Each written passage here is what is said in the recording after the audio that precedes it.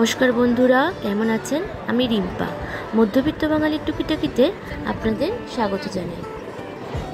আজকে হলো আমার জীবনের একটা বিশেষ দিন।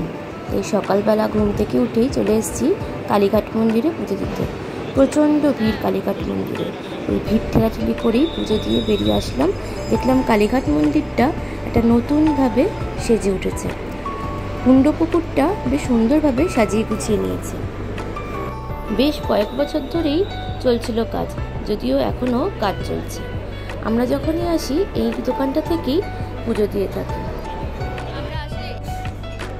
দুপুরবেলা চলে এসেছিলাম পার্ক স্ট্রিটের একটা রেস্তোরাঁয়, সেখানে দুপুরবেলার লাঞ্চটা ওখানেই সারলাম।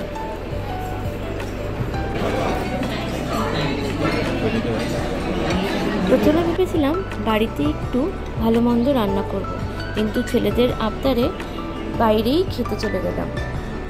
আর মাঝে সাঝে একটু বাইরে খেলে মন্দ লাগে না।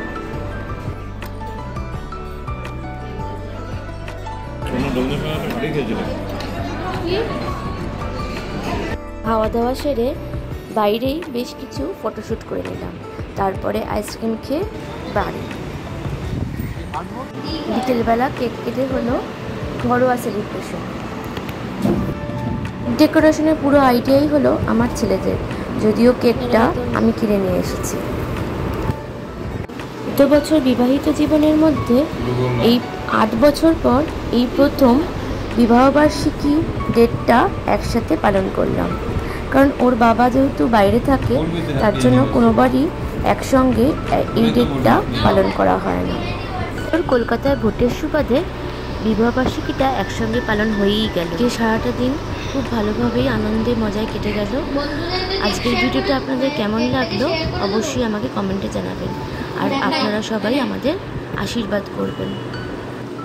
সবাই ভালো থাকবেন, সুস্থ থাকবেন, আর ভিডিওটাতে লাইক কমেন্ট করে আমার পাশে থাকবেন। আজ তাহলে এই পর্যন্তই। সবাই ভালো থাকবেন, সুস্থ থাকবেন। খুব শীঘ্রই দেখা হবে পরের ভিডিওতে।